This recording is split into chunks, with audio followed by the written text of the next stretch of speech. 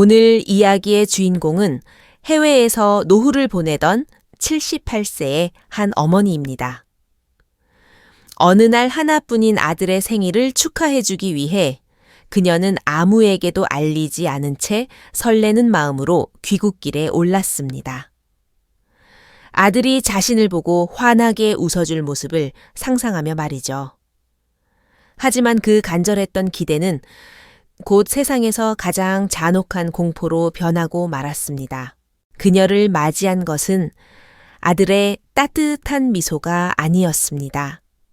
차가운 중환자실 안온 몸에 관을 꽂은 채 가쁜 숨을 몰아쉬며 생사의 기로에 서 있는 아들이었죠. 그리고 그 시각병실을 지켜야 할 며느리는 호화 요트 위에서 술에 취해 파티를 즐기고 있었습니다. 왜 아들은 홀로 생의 마지막을 향해 걸어가야만 했을까요? 가장 가까운 가족조차 그 사실을 몰랐던 배경에는 단순한 부주의가 있었을까요? 아니면 치밀하게 계획된 악의적인 방치였을까요? 이 비극 앞에서 어머니는 눈물 대신 모두를 깜짝 놀라게 할 엄청난 결단을 내립니다. 오늘 이 이야기는 어머니의 사랑과 분노가 얼마나 거대한 힘을 발휘할 수 있는지 보여줄 것입니다. 함께 끝까지 지켜봐 주시기 바랍니다. 제 이름은 김정희입니다. 올해 78살이죠. 살면서 참 많은 결정을 내렸습니다. 어떤 건 옳았고 어떤 건 틀렸죠. 하지만 그날 이후 제가 내린 결정은 저의 한국인 며느리 이수진이 평생토록 후회하게 만들 만한 일이었습니다.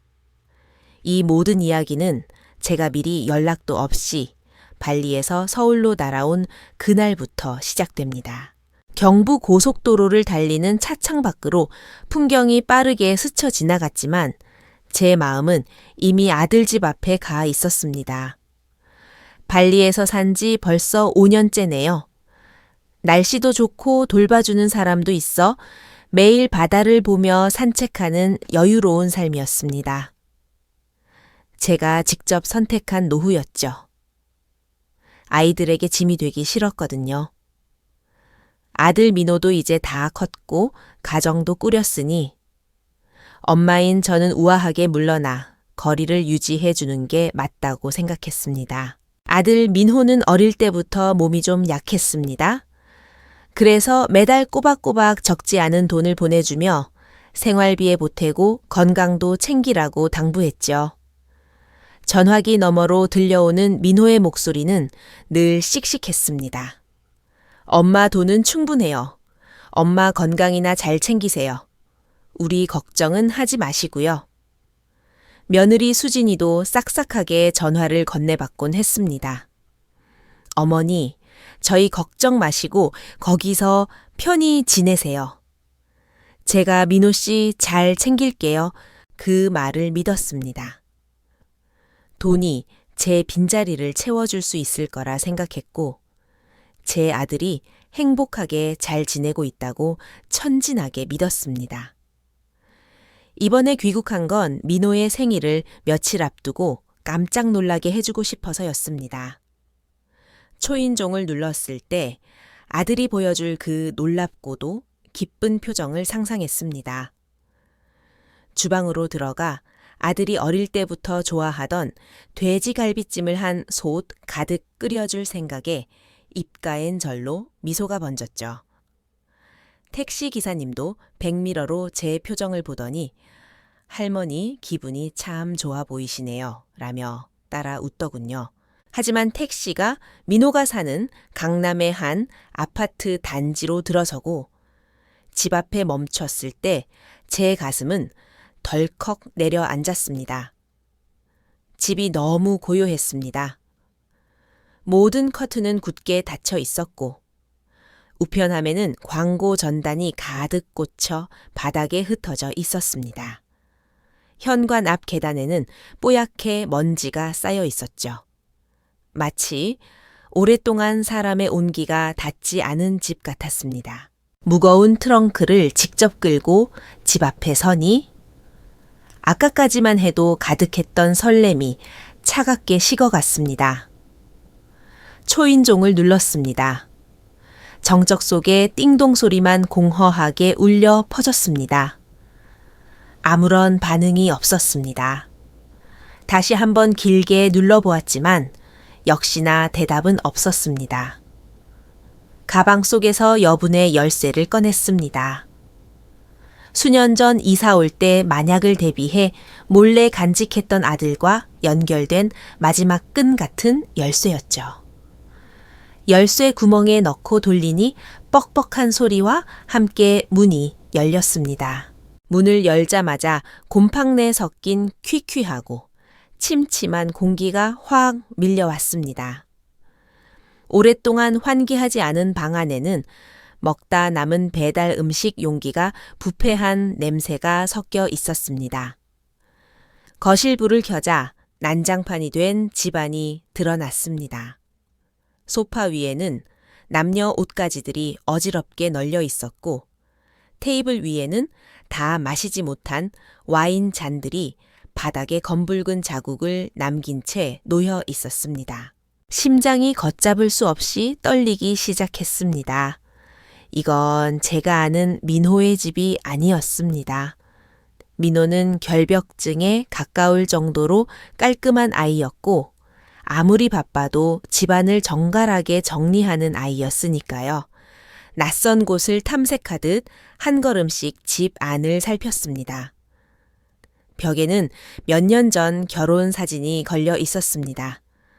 사진 속 이수지는 환하게 웃으며 민호에게 기댄 채였고 민호 역시 웃고 있었지만 지금 보니 그 미소가 왠지 모르게 부자연스러워 보였습니다. 그때 앞집 문이 열리는 소리가 들렸습니다.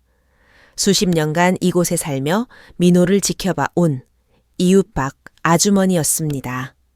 쓰레기를 버리러 나오던 아주머니는 저를 보자마자 눈이 휘둥그레지며 굳어버렸습니다. 아니 민호 어머니, 어머 언제 오셨어요? 어쩜 좋아. 아주머니의 목소리에는 제가 이해할 수 없는 경악과 동정심이 서려 있었습니다. 네 아주머니. 민호 생일이라 좀 들렀는데 애들이 어디 나갔나 봐요. 집이 비었네요. 애써 침착하게 물었지만 박 아주머니의 안색은 급격히 어두워졌습니다.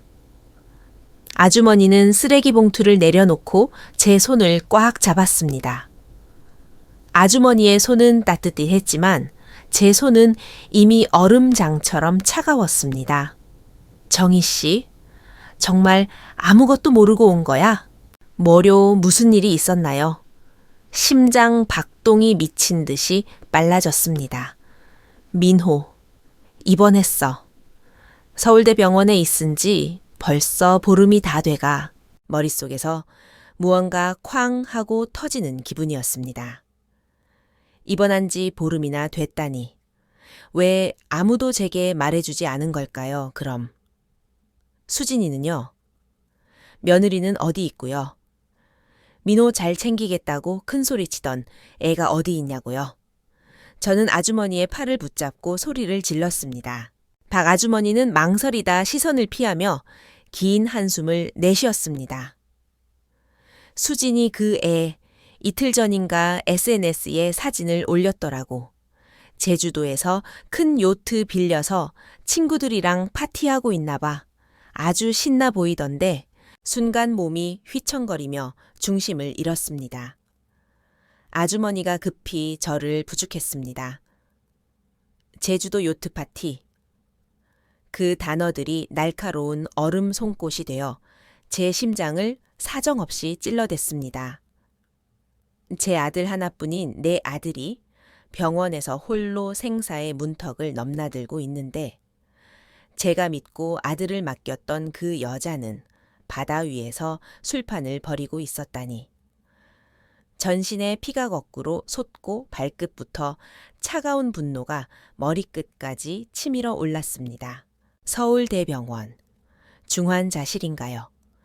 낯설고 쉰 목소리가 제 입에서 흘러나왔습니다.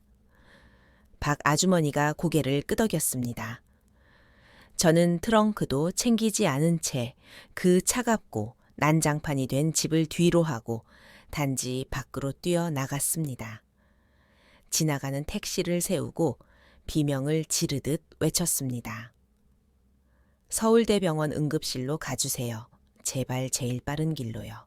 병원 응급실 입구에 내리자마자 정신없이 안으로 뛰어 들어갔습니다. 소독약 냄새와 환자들의 신음이 뒤섞인 병원 특유의 공기가 저를 어지럽게 했지만 벽을 짚고 정신을 다잡으며 안내 데스크로 향했습니다. 중환자실이 어디죠? 강민호 환자 보호자입니다. 간호사가 엘리트 방향을 가리키며 5층이라고 말해주었습니다. 5층으로 올라가니 길게 뻗은 복도가 무서울 정도로 고요했습니다. 주기적으로 울리는 기계의 띠띠 소리만이 제 고막을 때렸습니다. 병실 번호를 하나하나 확인하며 걷는 발걸음이 납덩이처럼 무거웠습니다. 이게 다 꿈이길, 아주머니가 잘못 본 것이길, 동명이인일 뿐이길 간절히 바랐습니다. 하지만 유리창 너머로 본 모습은 제 모든 희망을 가루로 만들었습니다. 각종 관을 주렁주렁 매달고 누런 안색에 뼈만 남은 채 누워있는 사람. 제 아들 민호였습니다. 엄마의 보석 같던 아들. 농구를 좋아하고 웃을 때면 귀여운 덧니가 보이던 그 밝은 아이가 어떻게 이런 모습이 되었단 말입니까? 저는 두꺼운 유리창에 기댄 채 소리 없이 오열했습니다. 입을 열면 비명이 터져 나올 것 같아 차마 소리도 내지 못했습니다. 흰 가운을 입은 의사가 다가왔습니다. 강민호 씨 가족분이신가요? 저는 겨우 고개를 끄덕이며 목소리를 쥐어짜냈습니다. 제가 엄마입니다. 의사의 눈에 안타까움이 스쳤습니다. 이제야 오셨군요. 사무실로 잠시 가시죠. 의사는 민호의 두꺼운 차트를 제 앞에 밀어놓았습니다. 위암 말기입니다. 담담한 그 한마디가 쇠망치처럼 제 가슴을 때렸습니다. 보름 전 응급차에 실려왔을 때 이미 상태가 아주 나빴습니다. 암세포가 간과 림프절까지 다 전이됐어요. 만약 몇 달만 일찍 발견해서 적극적으로 치료받았다면 1, 2년은 더 버텼을지도 모릅니다. 1, 2년이라니 몸이 덜덜 떨렸습니다. 내가 좀 더 일찍 돌아왔더라면, 내가 좀 더 세심히 살폈더라면 달라졌을까요? 왜 아무도 연락을 안 해줬나요? 제 목소리가 울먹임으로 변했습니다. 비상 연락처로 등록된 부인 이수진 씨에게 계속 전화를 걸었지만 받지 않았습니다. 메시지도 남겼지만 답장이 전혀 없었고요. 답장이 없었다. 제 마음은 그대로 얼어붙었습니다. 중환자실 면회 허락을 받고 격리복을 입은 채 민호 곁으로 다가갔습니다. 민호의 손을 잡았습니다. 너무나 차가웠고 피부는 종이장처럼 얇아져 푸른 혈관이 그대로 비쳤습니다. 민호야, 엄마야. 엄마가 왔다. 미안해, 엄마가 너무 늦었지. 잠든 줄만 알았던 민호의 손가락이 미세하게 움직였습니다. 눈꺼풀이 떨리더니 아주 힘들게 눈을 떴습니다. 별처럼 빛나던 눈동자는 탁해지고 초점을 잃어갔지만 저를 보는 순간 입술이 달싹였습니다. 아주 작고 희미한 목소리였습니다. 엄마. 귀를 민호의 입가에 바짝 갖다 댔습니다. 미안. 해. 그 말을 끝내맺지 못한 채 옆에 있던 심전도 기계에서 길고 날카로운 경고음이 울려 퍼졌습니다. 제 세계가 그 소리와 함께 무너져 내렸습니다. 민호야 아들아, 점차 온기를 잃어가는 아들의 손을 붙잡고 절규했습니다. 의사와 간호사들이 달려와 저를 밖으로 밀어냈습니다. 보호자분, 냉정해지세요. 비켜주세요. 심폐소생술이 시작되고 기계 소리와 의료진의 외침이 뒤섞인 아수라장이 펼쳐졌습니다. 저는 병실 밖 복도 바닥에 무릎을 꿇고 두 손을 모아 하늘에 빌었습니다. 제발 제 아들을 데려가지 마세요. 제 목숨이라도 드릴게요. 제발 돌려주세요. 몇 분 뒤 혹은 영겁 같은 시간이 흐른 뒤 병실 문이 열렸습니다.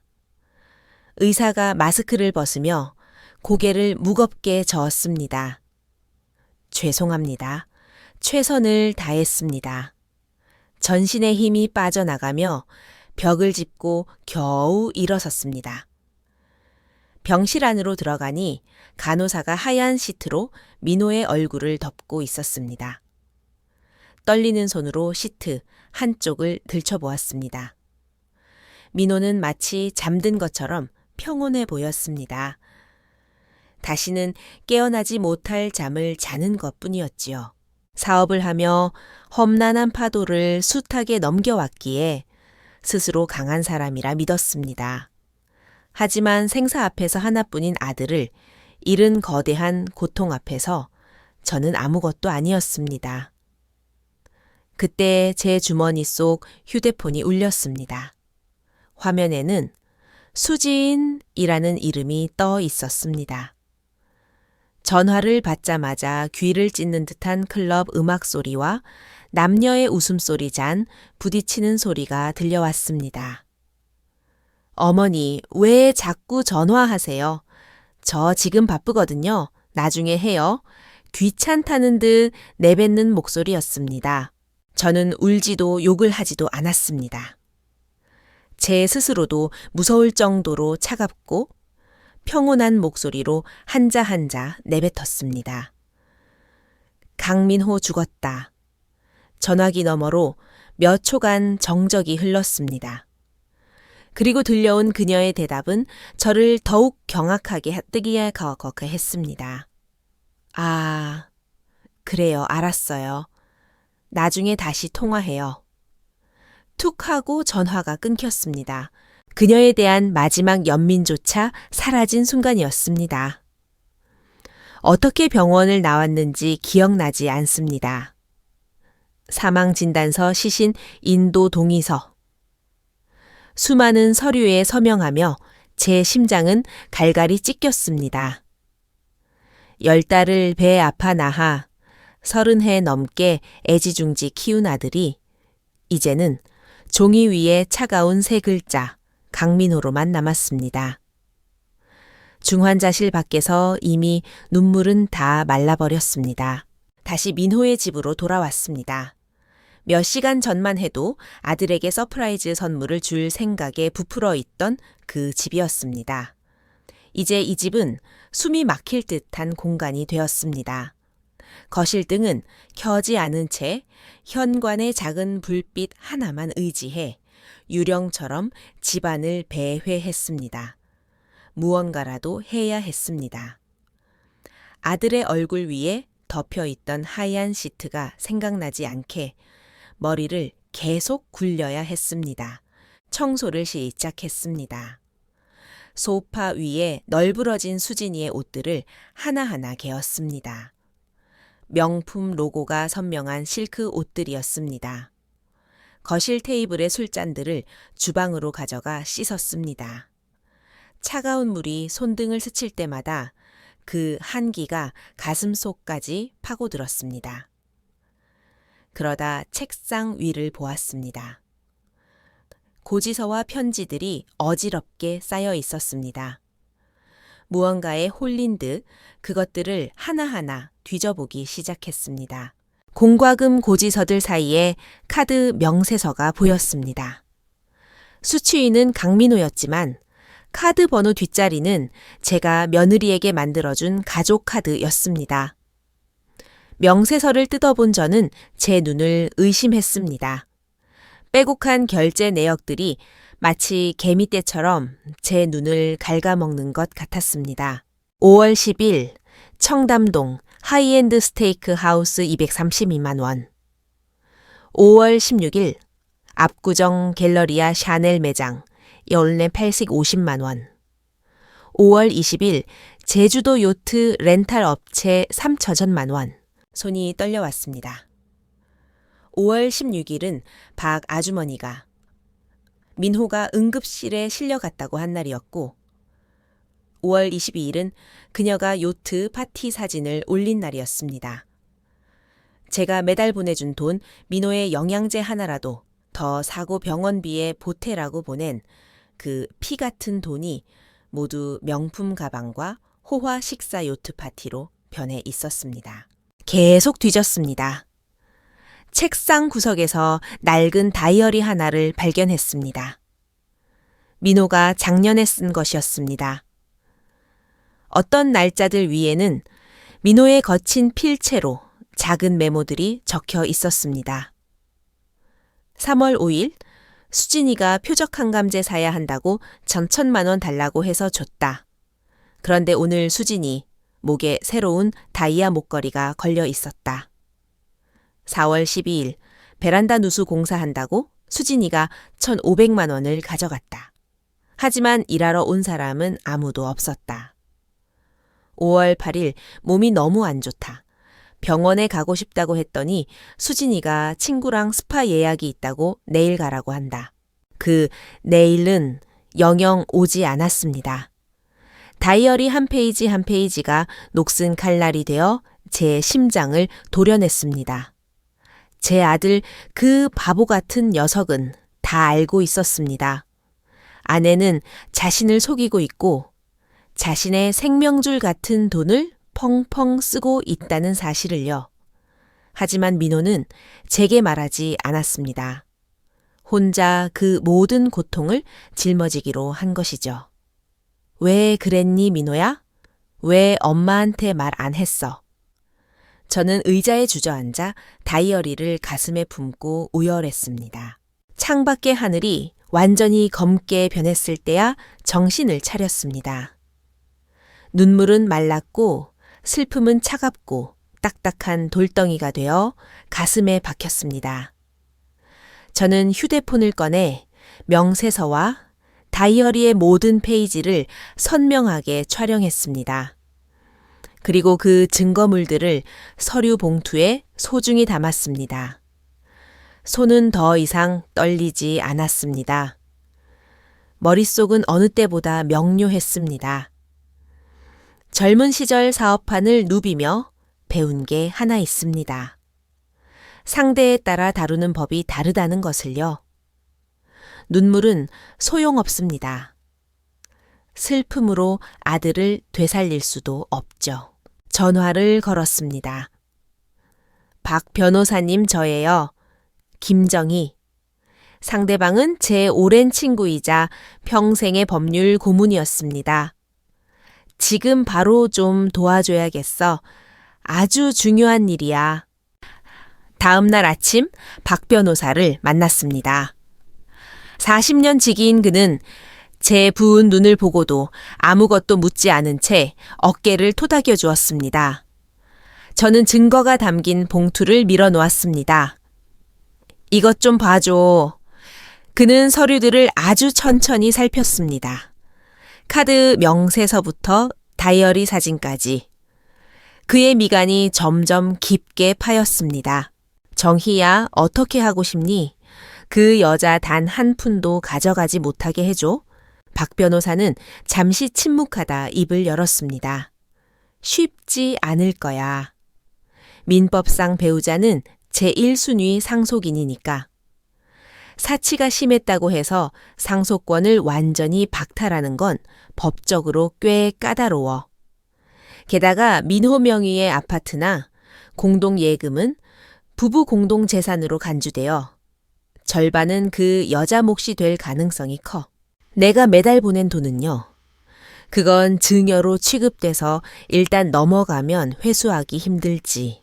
준비는 했지만 무력감이 밀려왔습니다. 하지만 방법이 아예 없는 건 아니야. 일단 법원에 가처분 신청을 해서 민호 명의의 모든 자산을 동결시키자. 재산 도피를 막아야 해. 그러려면 수진 씨가 재산을 탕감하고 악의적으로 배우자를 유기했다는 강력한 증거가 필요해. 강력한 증거? 머리를 굴리던 찰나 잊고 있던 기억 하나가 떠올랐습니다. 박 변호사 나 기억나는 게 있어. 저는 집으로 돌아가 서재에 깊숙한 곳 잠긴 서랍에서 낡은 서류 봉투 하나를 찾아냈습니다. 제가 발리로 떠나기 전 혹시 몰라 민호에게 받아둔 재산관리 위임장이었습니다. 제가 없는 동안 급한 일이 생기면 민호가 제 재산을 관리할 수 있게 하려던 것이었는데 공증까지 받아둔 이 서류에는 반대로 강민호가 신체적 정신적 사유로 사무를 처리할 수 없는 상황이 되면 어머니 김정희가 모든 재산권을 행사한다는 조항이 명시되어 있었습니다. 이 서류를 확인한 박 변호사의 목소리가 상기되었습니다. 이게 바로 핵심 카드야. 법원 신청에 아주 유리하게 작용할 거야. 그 후 48시간 동안 잠 안 자지 않고 소송 서류를 준비했습니다. 민호 명의의 모든 계좌 주식, 부동산 자료를 정리했습니다. 슬픔도 분노도 억눌렀습니다. 오직 빨리 더 빨리라는 생각뿐이었습니다. 신청서를 제출한 다음 날 오후 박 변호사에게 문자가 왔습니다. 성공이다. 법원 명령 떨어졌어. 전 계좌 동결. 동시에 제 휴대폰이 불이 나기 시작했습니다. 이수진이었습니다. 전화를 받지 않자 메시지가 폭포처럼 쏟아졌습니다. 어머니, 제 카드에 무슨 짓을 한 거예요? 왜 안 긁혀요? 이 노인네가 진짜 당신이 뭔데? 내 돈을 막아 당장 풀어. 무표정하게 그 독설들을 바라보았습니다. 그녀는 처음부터 끝까지 민호의 이름은 단 한 번도 언급하지 않았습니다. 반응이 없자 말투가 180도 바뀌더군요. 어머니 계세요. 우리 대화 좀 해요. 제가 잘못했어요. 돈 그렇게 쓴 거 반성해요. 제발 계좌 좀 풀어주세요. 저 지금 한 푼도 없단 말이에요. 민호 씨 일은 정말 유감이에요. 어머니 제발요. 집 그 여자가 감히 집을 입에 올리다니. 민호는 아직 차가운 장례식장에 홀로 누워 있는데 그녀의 머릿속엔 여전히 돈뿐이었습니다. 저는 모든 메시지를 캡처해 저장하고 휴대폰을 껐습니다. 창밖으로 노을이 지고 있었습니다. 이게 끝이 아니라 이제 시작이라는 걸 잘 알고 있었습니다.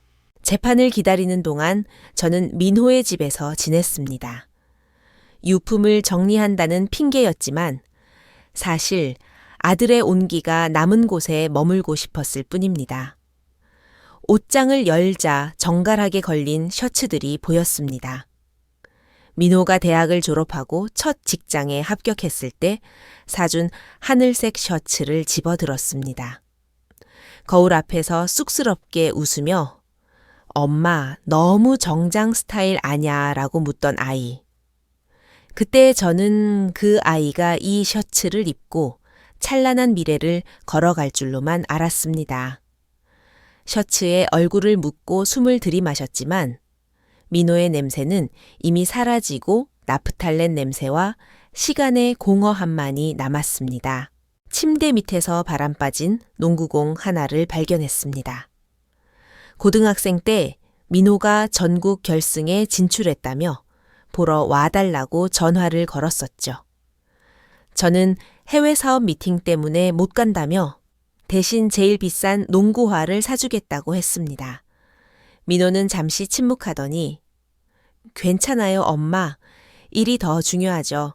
제가 꼭 이길게요 라고 씩씩하게 답했습니다. 저는 신발 한 켤레로 제 빈자리를 다 채운 줄 알았습니다. 하지만 이제야 깨달았습니다. 아이가 원한 건 운동화가 아니라 관중석에서 자신을 응원해주는 엄마의 박수였다는 것을요. 서랍 깊숙한 곳에서 잠긴 철제 상자를 찾아 열어보았습니다. 어린 시절 상장들, 저와 찍은 옛 사진들, 그리고 붙이지 못한 편지 한 통이 들어 있었습니다. 봉투에는 엄마에게 라고 적혀 있었죠. 엄마, 어떻게 말을 꺼내야 할지 모르겠어요. 요즘 참 많이 지쳐요. 몸도 마음도 텅 빈 것 같아요. 엄마가 발리에서 행복하게 지내시는 것 같아 정말 기뻐요.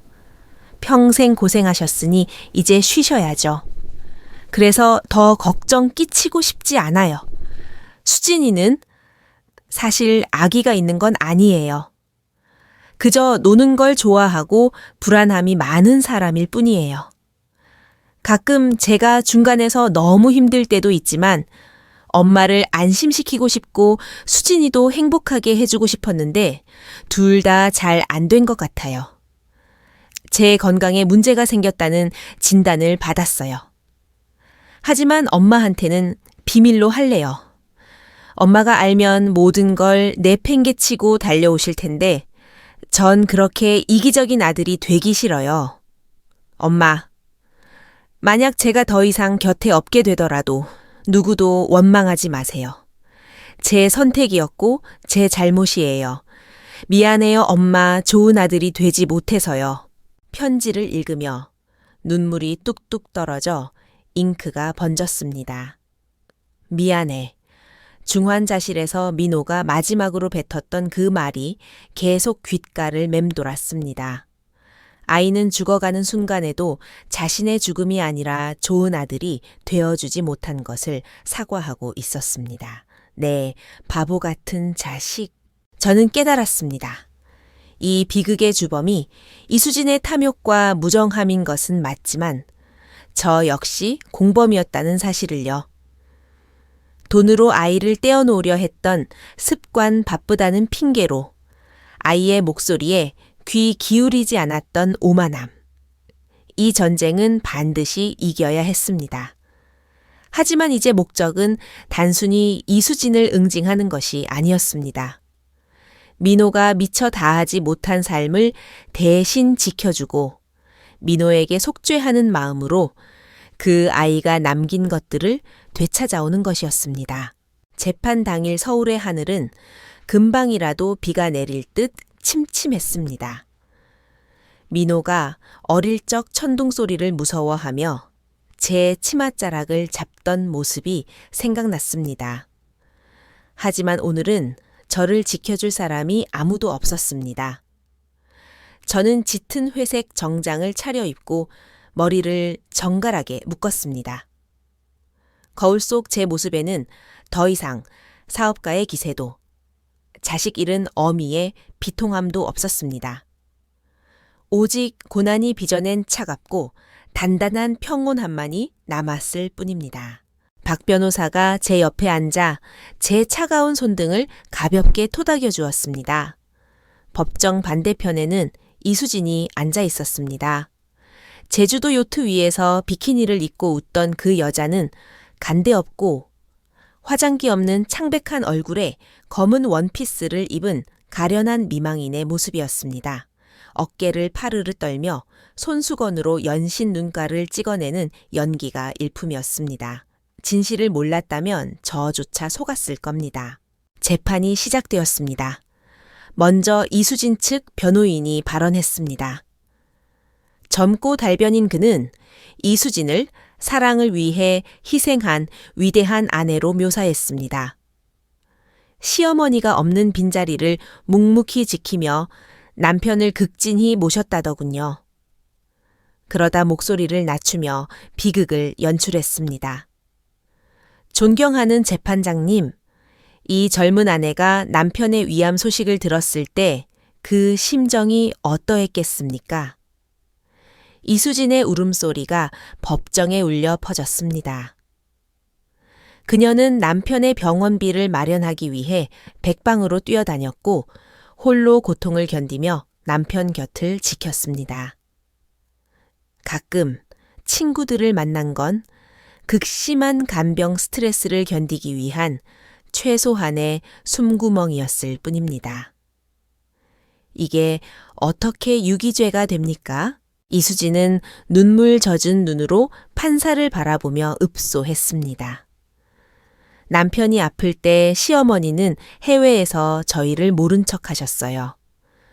저는 혼자서 모든 걸 감당해야 했습니다. 너무 무섭고 힘들었어요. 방청석 여기저기서 동정 어린 수군거림이 들렸습니다. 저는 미동도 하지 않았습니다. 드디어 박 변호사의 차례가 되었습니다. 그는 수식어 대신 커다란 스크린에 증거 자료들을 띄웠습니다. 3천만 원짜리 요트, 렌탈 계약서. 날짜는 민호가 응급실에 실려간 지 3일째 되던 날이었습니다.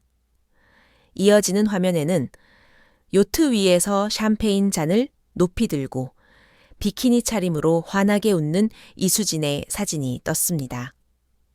그 옆에는 온몸에 관을 꽂고 사경을 헤매는 민호의 병실 사진을 나란히 배치했습니다. 법정 안은 순식간에 차가운 침묵에 잠겼습니다.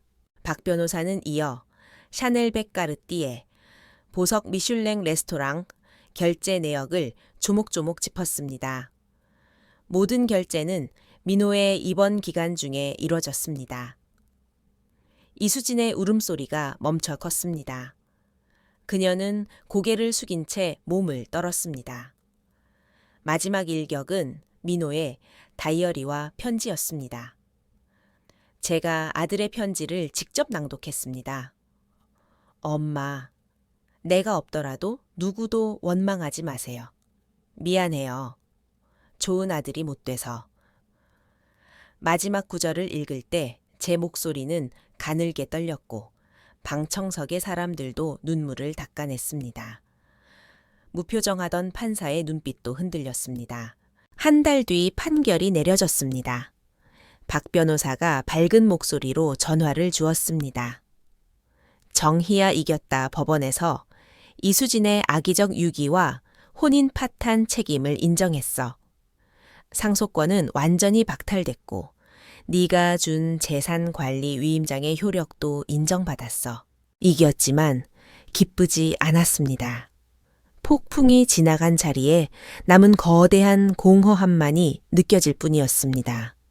민호가 좋아하던 돼지갈비찜을 다시 끓여보았지만 아무리 해도 그 맛이 나지 않았습니다. 맛도 향도 민호와 함께 영영 떠나버린 것 같았습니다. 민호 명의의 아파트와 예금이 모두 제게 돌아왔지만 그 돈은 아들의 피눈물로 적셔진 것들이었습니다. 이 돈으로 내 여생을 편히 보낼 수는 없었습니다. 저는 결단을 내렸습니다. 민호 재단을 설립하기로 한 것이죠. 경제적 어려움이나 가족의 방치로 제대로 치료받지 못하는 젊은 암 환자들을 돕는 재단입니다. 박 변호사는 제 뜻을 듣고 긴 한숨을 내쉬며 동의해 주었습니다. 그 후 저는 대부분의 시간을 병원에서 보냈습니다. 기부자로 머무는 게 아니라 직접 아이들을 찾아가 손을 잡아주었습니다. 그러다 지훈이라는 청년을 만났습니다. 20살 백혈병을 앓고 있는 고아였습니다. 지훈이는 병실 구석에서 늘 그림만 그렸습니다. 간호사가 준 낡은 스케치북에 연필 한 자루가 전부였지만 지훈이의 그림에는 형용할 수 없는 생명력이 있었습니다. 창문에 맺힌 빗방울을 그리는 지훈이의 등 뒤로 다가가 속삭였습니다. 정말 잘 그리는구나. 지훈이는 깜짝 놀라며 얼굴을 붉혔습니다. 아니에요. 그냥 낙서예요. 저는 빗방울 속에 맺힌 빛을 가리키며 말했습니다. 여기 빛이 있잖니? 정말 아름다워. 그날 이후 저는 지훈이에게 최고급 화구 세트를 사다 주었습니다. 내 첫 번째 그림, 예약금이야. 억지로 손에 쥐어주자 그제야 수줍게 받더군요. 지훈이의 병실은 점점 알록달록한 그림들로 채워졌습니다. 석양 비치는 병원 정원 밤거리를 지키는 가로등. 아이는 저를 정희 아주머니라고 부르기 시작했습니다. 그 호칭이 얼마나 따뜻하게 들리던지 마치 잃어버린 가족을 되찾은 기분이었습니다. 어느 날 병원 근처 작은 식당 앞을 지나다 나측은 실루엣을 보았습니다. 이수진이었습니다. 식당 유니폼을 입고 손님들의 잔반을 치우고 있더군요. 몰라보게 수척해지고 까칠해진 얼굴에는 예전의 오만함 대신 피로와 무력감만이 가득했습니다. 저는 그 자리에 서서 잠시 지켜보았습니다. 증오도 통쾌함도 없었습니다. 그저 한때 아들의 아내였던 사람에 대한 서글픈 동정심이 일었을 뿐입니다. 그녀는 자신이 가졌던 소중한 것들을 스스로 부수어버렸고 이제 그 결과를 감당하며 살아가고 있었습니다. 저는 조용히 몸을 돌렸습니다. 그녀의 인생은 이제 제 관심 밖이었습니다. 6개월 뒤 기적 같은 소식이 들렸습니다. 낙천적인 성격과 꾸준한 치료 덕분에 지훈이의 병세가 몰라보게 호전된 것입니다. 의사는 생존 의지가 만들어낸 기적이라고 했습니다. 저는 지훈이의 꿈을 이루어주기로 했습니다. 병원 로비에서 지훈이의 개인전 창밖에 빛이 열렸습니다. 수많은 의료진과 환자들이 모였습니다. 지훈이는 하늘색 셔츠를 입고 자신의 그림들을 설명했습니다. 그 모습에서 자꾸만 민호가 겹쳐 보였습니다. 전시회 마지막 날 지훈이가 마이크를 잡았습니다. 제게 두 번째 삶을 선물해주고 제 그림에서 빛을 발견해주신 정희 아주머니 정말 감사합니다. 지훈이가 저를 향해 깊게 허리를 숙였습니다. 저는 더 이상 슬퍼서가 아니라 감동과 위안의 눈물을 흘렸습니다. 가장 중앙에 걸린 그림 한 점을 보았습니다. 어머니의 유산이라는 제목의 그림이었습니다. 갈라진 메마른 땅 위로 돋아난 새싹 하나, 그리고 그 위에 조심스레 물을 주는 늙고 따뜻한 손. 그림 속의 태양빛은 너무나 눈부셨습니다. 어머니의 유산이라니, 제목이 참 좋구나. 저는 지훈이의 머리를 쓰다듬었습니다. 옛날 민우에게 그랬던 것처럼요. 저는 발리의 집을 처분하고 한국으로 완전히 돌아왔습니다. 민호의 집을 밝은 색으로 다시 도배하고 베란다에는 꽃들을 심었습니다. 지훈이는 제 집에 함께 살며 화가의 꿈을 키워가고 있습니다. 법적인 입양은 아니지만 우리는 세상에서 가장 특별한 조부모와 손주 사이가 되었습니다. 저녁이면 우리는 갓 지은 밥에 제가 제대로 맛을 낸 돼지갈비찜을 놓고 마주 앉습니다. 식탁 옆에는 학사모를 쓰고 환하게 웃는 민호의 사진이 놓여 있습니다. 민호야, 엄마, 이제야 알 것 같아. 사랑은 소유하는 게 아니라 이어지는 거라는 걸. 내 사랑이 너를 통해 지훈이에게 닿았고 지훈이는 다시 그림을 통해 세상의 따뜻함을 전하겠지. 이 사랑이 흐르는 한 너는 영원히 우리 곁에 있는 거야. 김정희님의 사연은 많은 분의 가슴을 울립니다. 며느리의 배신과 아들의 죽음이라는 거대한 비극을 다른 젊은 생명을 구하는 따뜻한 힘으로 승화시킨 어머니의 모습은 우리에게 많은 질문을 던집니다. 며느리 이수진의 행동은 과연 법적인 처벌만으로 충분한 것일까요? 아니면 그녀의 삶 자체가 이미 형벌이 된 것일까요? 또한 돈으로 마음을 대신하려 했던 어머니의 지난 날은 우리 시대 부모들의 자화상은 아닐까요? 미안하다며 눈을 감은 아들, 민호의 마음은 효심이었을까요?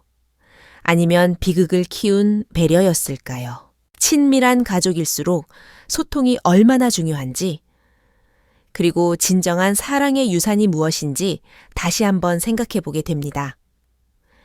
여러분은 이 어머니의 선택과 가족의 의미에 대해 어떻게 생각하시나요?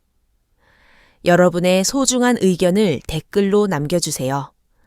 이 이야기가 여러분의 마음 한구석에 작은 울림을 주었다면 구독과 공유로 더 많은 이들과 따뜻한 마음을 나누어 주시기 바랍니다. 시청해 주셔서 감사합니다.